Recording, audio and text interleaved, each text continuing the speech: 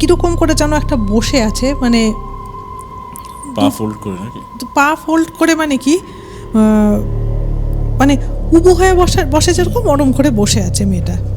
এবং ওরা সবাই গিয়ে কথা বলছে, আর মেয়েটার চোখ মুখ, মানে চোখ ঠিকরে বেরোচ্ছে, কিন্তু গাল চোখের এগুলো বসে গেছে, মনে হচ্ছে বহুদিনের ক্লান্ত মেয়েটা।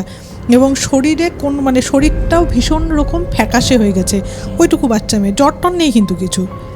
এবার গিয়ে সুব্রতবাবু ওর মাথায় হাত দিয়েছে, আর বোন তো ছোটোবেলাতে কোলে নেয়, ওরকম করে মাথায় হাত দিয়েছে।